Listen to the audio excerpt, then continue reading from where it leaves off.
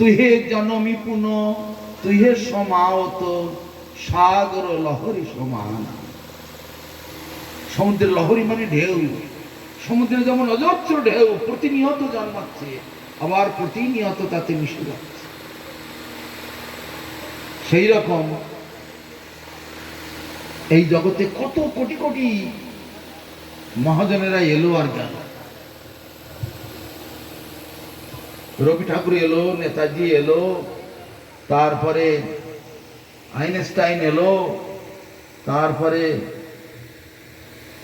ঈশ্বরচন্দ্র এলো, বঙ্কিমচন্দ্র এলো, কত সব বড় বড় রয়ে গেল, গেল কোথায়? সব ধুয়ে মুছে পড়েছে। আরো কত আসবে তার কোনো ঠিক নেই। তো এখানে কারো জায়গা হচ্ছে না, হবে না, এই বিষয়টা আমাদের ভালো করে বুঝতে হবে। বলো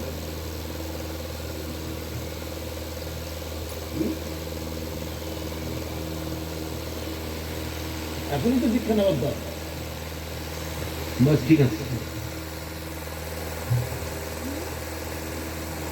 তাহলে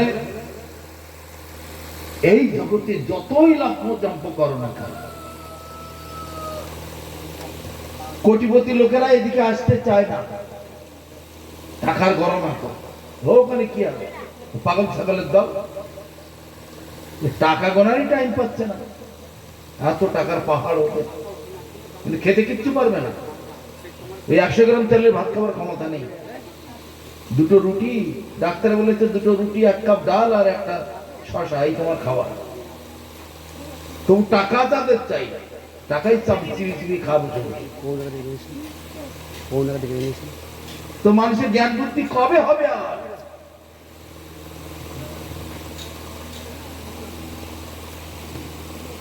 কোনো দিন। আর তারা যে এখানে দুঃখে আছে, কষ্টে আছে, সেইটাই তাদের উপলব্ধি নেই। আমরা এখানে যদি পৃথিবীতে একটা লোক দেখাতে পারবে, কেউ বুকে হাত দিয়ে বলতে পারবে আমি সুখে আছি? পারবে? একটা লোক, 10-15 কয়েকশো কোটি মানুষ আছে, প্রায় 1,500 কোটি মানুষ এই পৃথিবীতে, একটা মানুষ কেউ দেখাতে পারবে? একটা মানুষ কেউ বুকে হাত দিয়ে বলতে পারবে যে আমি সুখে আছি? কারো ক্ষমতা নেই। জন্ম মরণ জরা যে সংসারে আছে ভরা, তাহে বলো আছে কিবা সার। জন্ম মৃত্যু জরা ব্যাধি যেখানে, সেখানে কি আছে? এই লাট সাহেব শুনে দিকে, এই লোকের তিলক কে করাবে? তুমি আসো কি জন্যে? এই তিলক করানো, এদের কত কাজ থাকে, খাওয়া সবার এই ফুর্তি মানে।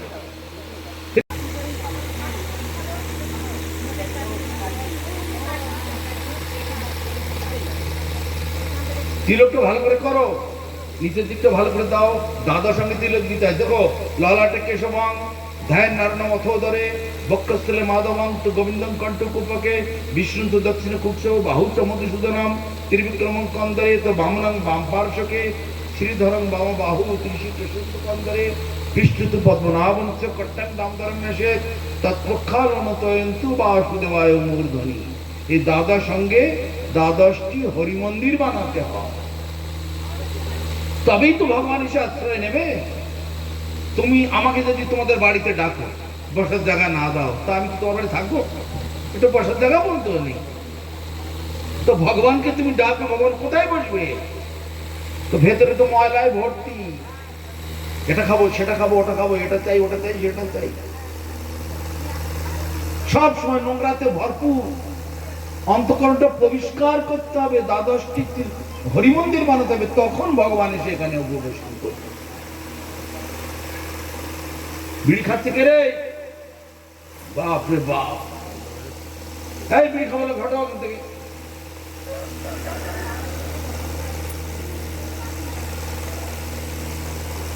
তাহলে 12টি হরিমন্দির, এই হরিমন্দির নাম, মন্দির না থাকলে ভগবান কোথায় থাকবে?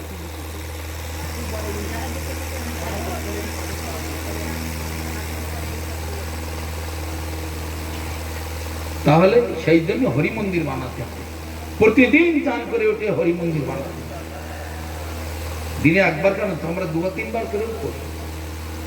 তোমরা কপালে সিঁদুর না থাকলে বাড়ি থেকে বেরো, আগে আয়নায় দেখে নাও কপালে সিঁদুরটা ঠিকঠাক আছে কিনা। সকালে হোক, দুপুরে হোক, রাত্রে হোক, সন্ধ্যে হোক, কপালে সিঁদুর টুদুর ঠিকঠাক করে, চুল টুল ঠিক করে তারপরে তোমরা বাড়ি থেকে বেরো। তেমনি কপালটা আমাদের ঠিক আছে কি? কেন? যার কপালে তিলক নাই তার কপাল শ্মশান সদৃশ। শ্মশান তার কপাল। কপালে যদি তিলক না থাকে, গলায় যদি মালা না থাকে, হরিনাম না থাকে, জমদূত যে কোনো মুহূর্তে তাকে অ্যাটাক করবে, জমালয়ে নিয়ে যাবে। ভালো করে বুঝিয়ে দাও। শহরের রাস্তায় কি বলে, যত যে সুপার মার্কেট আছে, যদি কোন একটা কুকুর সেখানে থাকে, সঙ্গে সঙ্গে মিউনিসিপ্যালিটির লোকেরা তুলে নেবে, যে জাল আছে, খাঁচা আছে, তুলে গাড়ি ভরে নিয়ে চলে যাবে। কুকুর, কোন কুকুর সেখানে থাকতে দেবে না। কিন্তু সেই সুপার মার্কেটে আবার অনেক কুকুর আছে, তাদের গায়ে কিন্তু হাত দেয় না। কোন কুকুরগুলোর গায়ে হাত দেয় না বলতে পারো? কোন কুকুরগুলোর গায়ে হাত দেয় না সরকারের লোকেরা? ওর এদেশের লোক না নাকি আমি বুঝতেই পারছি না। হ্যাঁ, কিছুই করে না।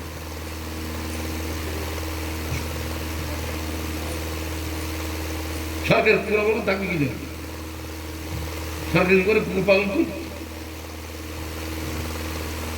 বড় বড় লোক, ধনী লোক, বড় বড় গভর্নমেন্টের বড় বড় অফিসার, বড় বড় জজ, ম্যাজিস্ট্রেট, ব্যারিস্টার, তাদের পোশাক কুকুর থাকে, গলায় বেল্ট পরানো থাকে, গা পরিষ্কার ঝকঝকে চকচকে, গায়ে কারো কারো জামা পরানো, গায়ে জামা পরানো থাকে কুকুরে গায়ে।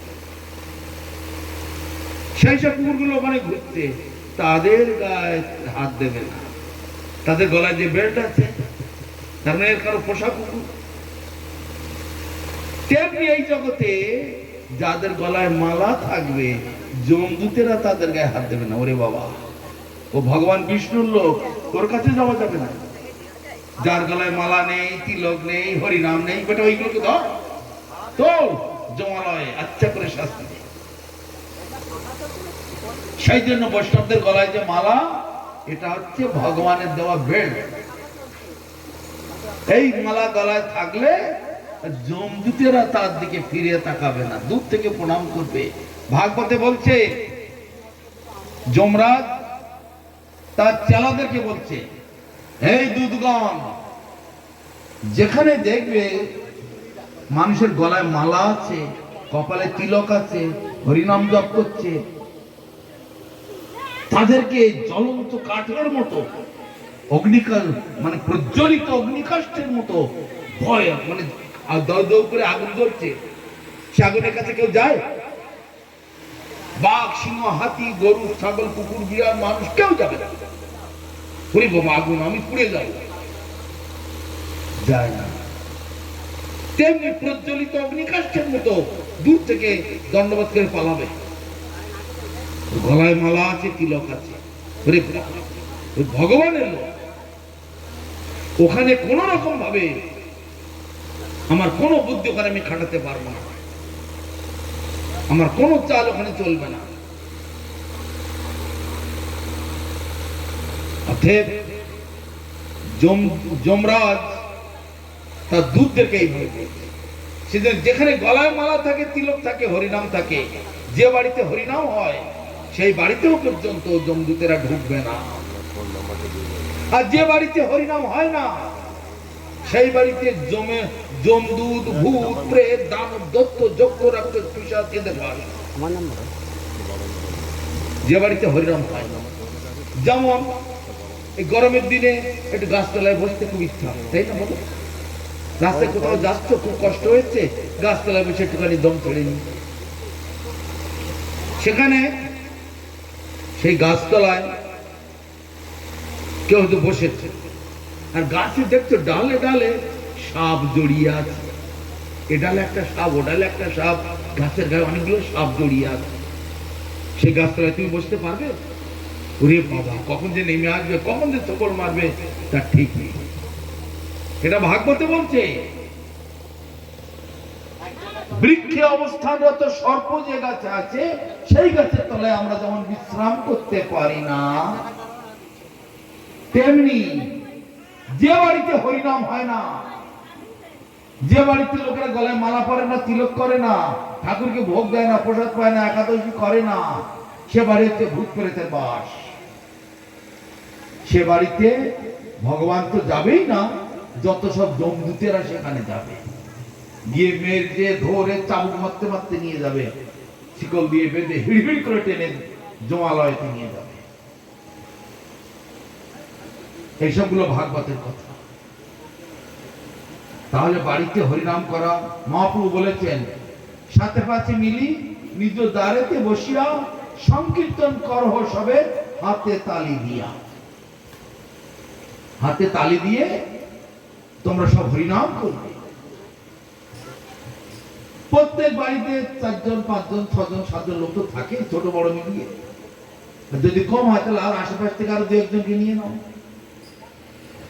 নিয়ে সবাই মিলে হরিনাম করবে। যত কাজ থাকুক, 24টা ঘন্টা তো দিন রাত, 8 ঘন্টা সময় কি লোক পায় না? 24 ঘন্টা সব নিজের রোগে লাগাতে হবে। আধা ঘন্টা সময় কিন্তু ভগবানের নাম করা যাবে না? যত কাজ থাক। আপনার কি চুল বাঁধে না? কি গো, দাঁত বাঁধে না? খাও না, ঘুমাও না? না, আমার কাজ, এত কাজ, আমার চুল বাঁধার টাইম, এত কাজ আমার চান করার টাইম নেই। তুমি খারাপ বলতে শুনি? হ্যাঁ, যেভাবে করছিস, হ্যাঁ পারিস তো, তুই জানিস। চান করার টাইম আছে, খাওয়ার টাইম আছে, ঘুমানোর টাইম আছে, চুল বাঁধার টাইম আছে, দাঁত বাঁধার টাইম আবার চালু করতে, আয়নার সামনে বসে বসে 1 ঘন্টা ধরে মেকআপ করার টাইম আছে, সব দিকে টাইম আছে, আর হরিনাম করার বেলা টাইম। ইচ্ছা থাকলে উপায় হয়। ইচ্ছাটা আমার চাই, আমি আর এটা প্রয়োজন কিনা এইটুকুই আমার আগে বুঝতে হবে। তো মহাপ্রভু সেই কথা বলছেন। মহাপ্রভু নিত্যানন্দ প্রভু পঞ্চতত্ত্বগণ নদিয়া নগরে দ্বারে দ্বারে গ্রামে গ্রামে বাড়িতে বাড়িতে ঘুরে ঘুরে হাতে পায়ে ধরে বলছে, মায়েরা বাবারা তোমরা একটু হরিনাম করো, নাম বিনা কিছু নাই কর এই 14 ভুবন মাঝে, হরিনাম ছাড়া গতি নাই, গতি নাই, গতি নাই। কালকে মহারাজ বলছিলেন, কালী পুজো করো, লক্ষ্মী পুজো করো, শিব পুজো করো, গণেশ পুজো করো, শীতলা পুজো করো, যাই করো না কেন, শ্মশানে যাওয়ার সময় হরে কৃষ্ণ হরে কৃষ্ণ কেন? কালী কালী করতে করতে যাও। রাত ভোর কালী পুজো করে, সকালবেলা উঠে মা কালীর পুজো একবার হরি হরি কেন? কালী কালী বল, হবে না। 2000 টাকা চাঁদা দিয়েছো দুর্গা পুজো, 7 দিন ধরে দুর্গা পুজো করলে, তারপরে কি বলছো? মা দুর্গা পুজো একবার হরি হরি কেন?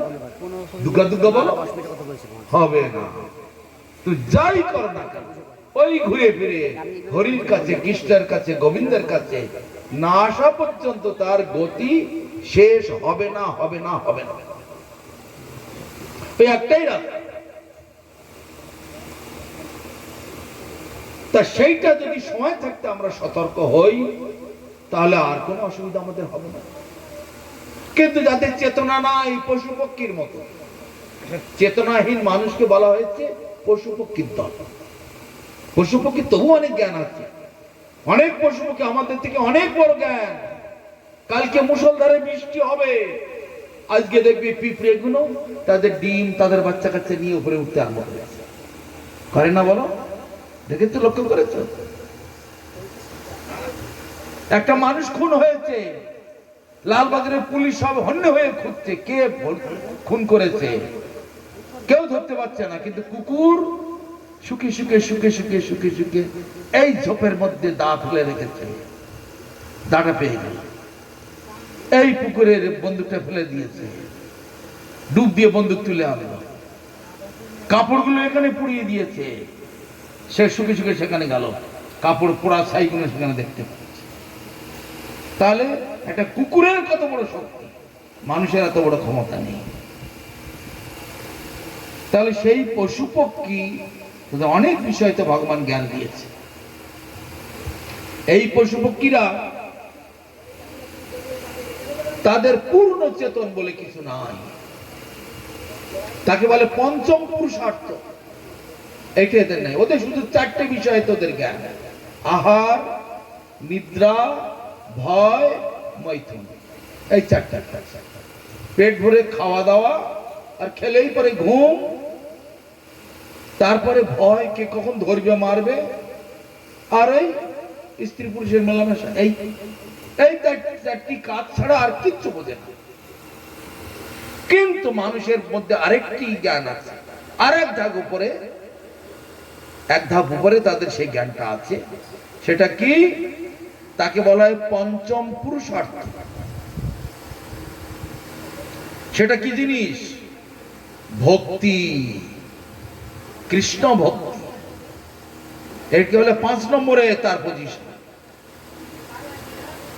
ভেবে বুঝে দেখো ভাই, অবিমিশ্র সুখ নাই, যা আছে তা দুঃখের কারণ। তা 5 নম্বরে হচ্ছে কৃষ্ণ ভক্তি। কৃষ্ণ ভক্তি বিনা আর কোনো কিছু খোলা নেই এই জগতে।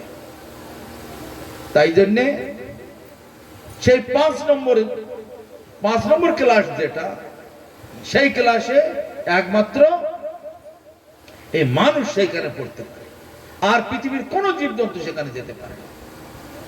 তার ওই শুধু 4টে কাজের মধ্যে সীমাবদ্ধ: আহার, নিদ্রা, ভয়, ইন্দ্রিয় তর্পণ, বাস। কিন্তু মানুষ আরেকটি পথ আছে। সাধুরা দেখছো, তারা ওই ঘর সংসার, ছেলে মেয়ে, টাকা পয়সা, গাড়ি বাড়ি, ভালো খাওয়া দাওয়া, ভোগ বিলাস পরিত্যাগ করে ভগবানের জন্য তারা নিজেদেরকে সমর্পণ করে রেখেছে। তার মানে এইটাই একমাত্র আমাদের শেষ প্রাপ্তি, এইটা ছাড়া আর কিচ্ছু আমাদের হাতে নেই। তো সেই কারণে মানুষ হচ্ছে সমস্ত জীবের মধ্যে শ্রেষ্ঠ। সবার উপরে মানুষ সত্য, তাহার উপরে নাই। সবার উপরে একমাত্র মানুষই হচ্ছে সত্য। এই জন্য এটা বলা হয়েছে, অন্য কেউ সত্য নয়, সব তার নিচে। পৃথিবীতে যত জীব আছে, 84 লক্ষ প্রকারের জীব, সর্বশ্রেষ্ঠ জীব হচ্ছে এই মানুষ। তো সেই মানুষ হয়ে যদি পশু পক্ষীর মতো ওই আহার, নিদ্রা, ভয়, মৈথুন 4টে কাজের মধ্যে ঢুকে থাকবে, তাহলে আমার মানুষ হওয়াও যা, কুকুর বিড়াল গরু ছাগল হওয়া উচিত। এরাও জন্মাচ্ছে, ওরাও জন্মাচ্ছে নাকি? এরাও খায় দেয় বড়, ওরাও খায় দেয় বড় হয়। এরা যৌবন কালে স্ত্রী পুরুষ মেলামেশা করে, তো মানুষও তাই করে। ওরা খায় দেয় ঘুমোতে, এরাও খায় দেয় ঘুমোয়। ওদের বাল বাচ্চা হয়, এদেরও বাল বাচ্চা হয়। ওরা বুড়ো হয়, এরা বুড়ো হয়, ওরা মরে যায়, এরাও মরে যায়। তাই মানুষ আর পশুর থেকে ফারাক কোথায় আছে? কোনো পার্থক্য আছে? মানুষ হয়ে যদি মানুষের কাজ না করলো, সে মানুষের কোনো মূল্য নেই, ওই পশু পক্ষীর দল। তাই সবার উপরে মানুষ সত্য, এই জন্য বলা হচ্ছে। এই সত্যকে জানতে পারে, সত্যকে বুঝতে পারে, সত্যকে ধরতে পারে, সত্যতে প্রতিষ্ঠিত হতে পারে। সামান্য জিহ্ব বা লালসায়, সামান্য একটুখানি এই স্বাদের খাবারের জন্য এত বড় মহা অমৃতের ভান্ডার সব পরিত্যাগ করে, সামান্য পশু পক্ষীর মধ্যে একটু খাই খাই করার জন্য। কি দাম আছে এই খাবার? এতকাল তো কত খাওয়া হলো, কিছু কি মনে আছে? যতক্ষণ মুখের মধ্যে ততক্ষণ, গলা পাস করে দিয়ে গেল তো সব ফুরিয়ে গেল, সব স্বাদ ফুরিয়ে গেল। যত ভালো খাবারই খাও না কেন, যত দামি খাবারই খাও না, ওই খাবার সময় মুখের মধ্যে একটুখানি জিও পাস, গলা পাস করে এদিকে আসলো তো সব স্বাদ শেষ। তাহলে এখন আমাদের প্রয়োজন কি? যাতে আমার শরীরটা সুস্থ থাকে, ভালো থাকে, আমার ভগবানের সেবা করার, ভজন করার একটা সুন্দর সৌভাগ্য থাকে, সেই জীবনটা আমাদের পালন করে নিয়েছে, সেই জীবনটাই আমাদের অনুসরণ করতে, তা ভিন্ন। এই জগতে বহুবার আমরা জন্মেছি, কতবার যে মানুষ হয়েছি, 4 লক্ষ বার মানুষ হয়ে জন্মেছে। জলজা নবলক্ষিণী, জলে জন্মেছি 9 লক্ষ প্রকার জীব।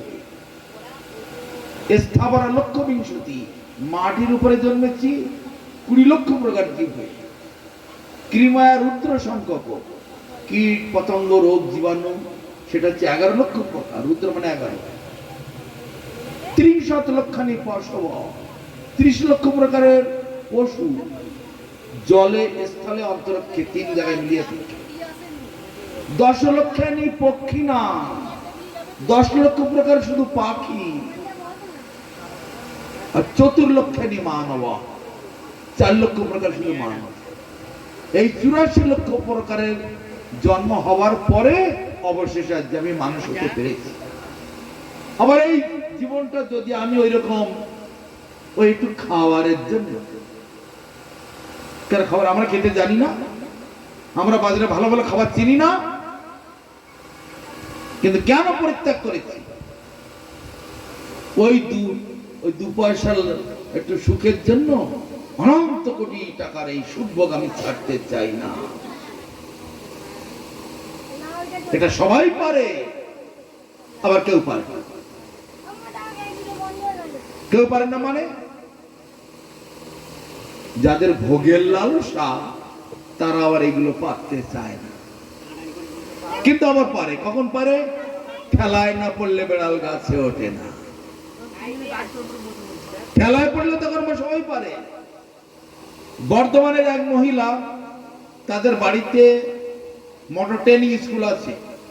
সারা ওয়েস্ট বেঙ্গলের মধ্যে 26টা স্কুল, প্রতি মাসে 4 কোটি 5 কোটি টাকা তাদের ইনকাম। বাড়ির একটা বউ গয়না পরে আছে, প্রায় কেজি 1.5 সোনার গয়না পরে আছে, ঝুমঝুম করে হাসছে সারা বাড়ি। তার একটাই মাত্র ছেলে, 12 বছর বয়স, আর তার স্বামী আছে, আর শ্বশুর শাশুড়ি কেউ নেই।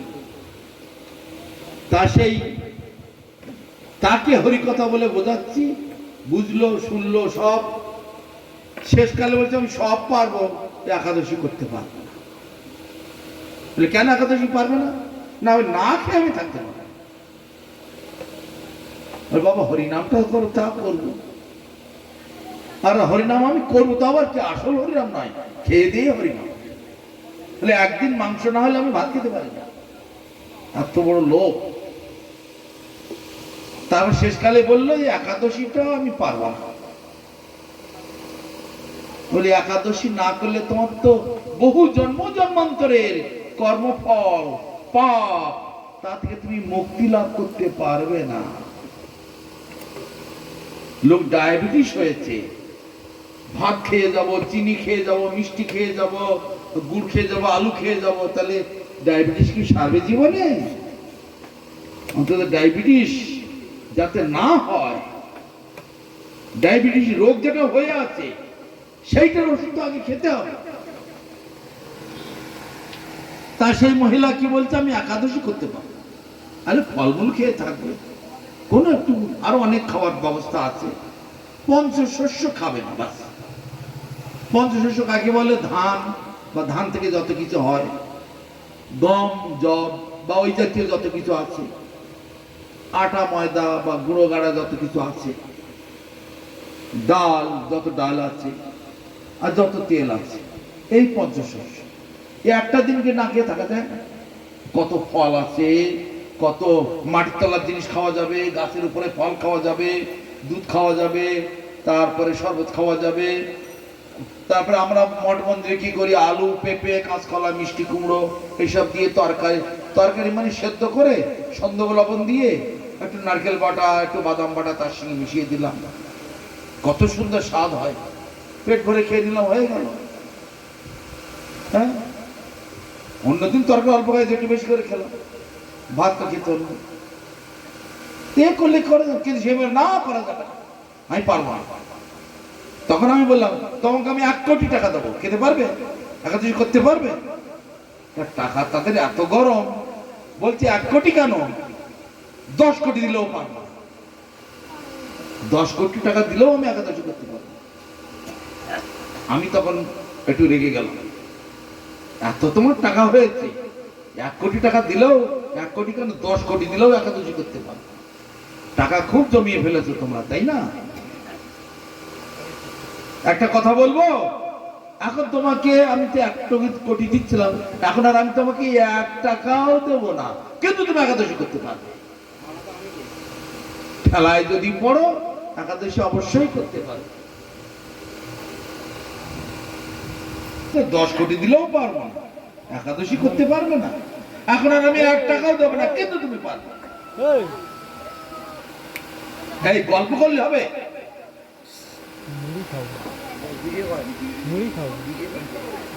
তখন বলছে তাহলে বলুন দেখি, বলুন দেখি তাহলে কি করে আমি একাদশী করতে পারবো?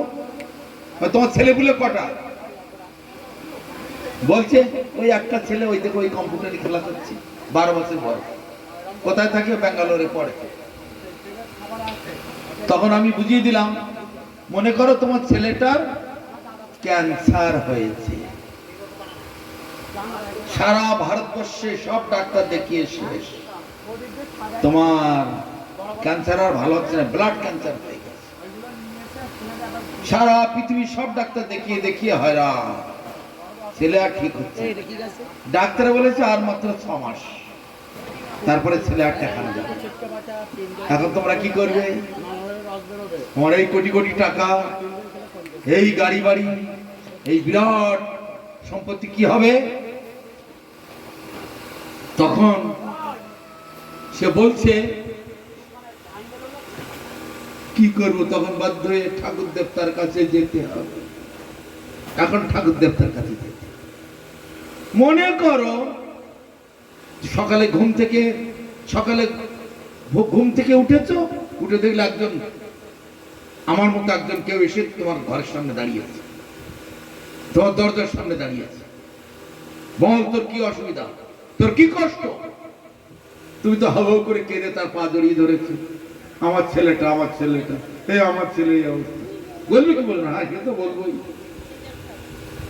তখন সেই সাধুটা বলল, তোর ছেলের ক্যান্সার ভালো হয়ে যাবে, একটা পথ আছে, একটা পথ আছে, তাহলে ভালো হয়ে যাবে। তাই আমি কি বললাম বলো দেখি? তোমরা 3 জন বলো আমি কি বললাম? বলো আমাদের, বলো কি বললাম? এখন জানো, হাতে জরির কাজ করে, কান ওদিকে রেডিওর দিকে থাকে, কান দিয়ে গান শুনছে, এদিকে জরির কাজ করে, দর্জিগুলো হাতে কাজ করছে, কান দিয়ে গানের দিকে,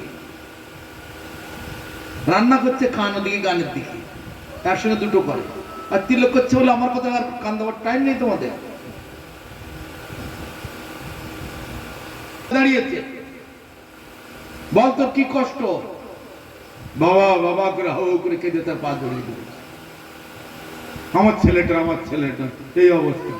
তোর ছেলে ভালো হয়ে যাবে, ভালো হবে, একটা পথ আছে।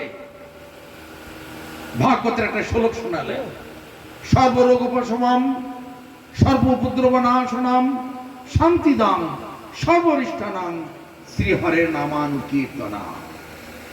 সমস্ত রকমের রোগ ব্যাধি থেকে মুক্তি লাভ করবে, সমস্ত রকমের উপদ্রব থেকে মুক্তি লাভ করবে, সমস্ত রকমের ঝামেলা ঝঞ্ঝাট থেকে মুক্তি লাভ করবে, সমস্ত রকমের বাধা বিঘ্ন থেকে মুক্তি লাভ করবে, সমস্ত রকমের আপদ বিপদ সবকিছু থেকে চিরতরে পরিত্রাণ পাবে একমাত্র হরি নামে।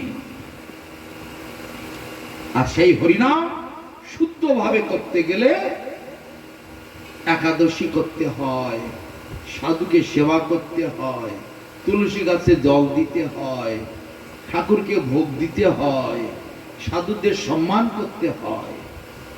তুই যদি করতে পারিস তোর ছেলে ভালো হবে। তাহলে এখন তুমি কি বলবে? একাদশী করতে পারবে কি পারবে না? তাহলে তো করতেই হবে। এইবার ঠেলে, এখন আর আমি তোমাকে 1 টাকাও দেবো না। আগে তো 1 কোটি দিচ্ছিলাম, এখন আর 1 টাকাও তোমাকে দেবো না। কিন্তু ঠেলায় পড়ে গেছে, ছেলেটাই আমার মাথাতে বাড়ি চলে গেছিলে, চিন্তা কর। সেই জন্য বলা হয়েছে ঠেলায় না পড়লে বেড়াল গাছে